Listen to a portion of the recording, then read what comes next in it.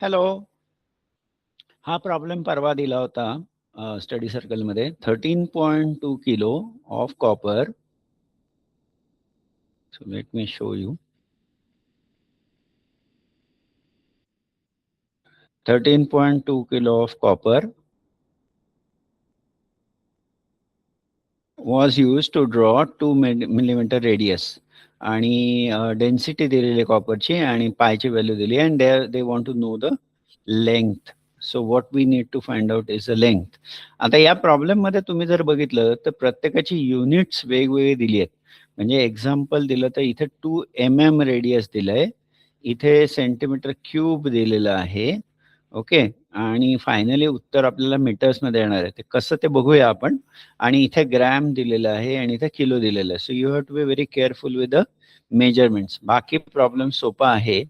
आपल्याला पहिल्यांदा त्यांनी जे वजन दिलेलं आहे वेट, त्याच्यावरनं we need to find the volume.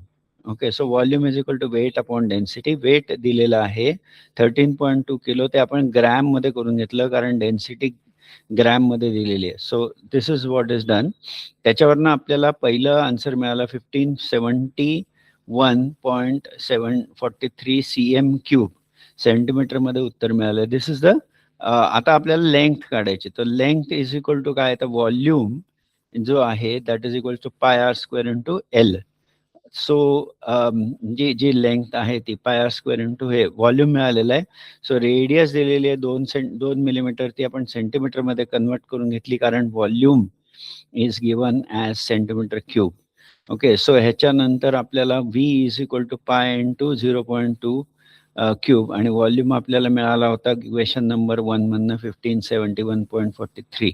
पायची value दिलेली आहे 3.14 आणि 0.2चा स्क्वेअर 0.04. हे नीट करा. 0.2चा स्क्वेअर 0.2चा स्क्वेअर हा काढताना आपण we have to be very careful. 0.04 येतो कारण एक डेसिमल इथे आणि एक स्क्वेअर झाल्यावर 2 होतात. So it becomes 0.04. हे जर चुकलात तर तुमची वाट लागणार. So the length comes to 125.11 centimetres. इथं उत्तर सोडलं तरी चालेल कारण त्यांनी स्पेसिफिक काही युनिट विचारलेलं नाहीये, पण उत्तर छान दिसावं म्हणून त्याला मीटर्समध्ये कन्वर्ट करून घेतो. सो या गणितामध्ये मेन आहे की युनिट्स वेगवेगळे आहेत आणि त्याचं कन्वर्जन खूप महत्त्वाचं आहे. तसंच डेसिमल करताना 0.2चा स्क्वेअर बरीचशी मुलं 0.4 करतात. So this is a big mistake आणि उत्तर चुकणार.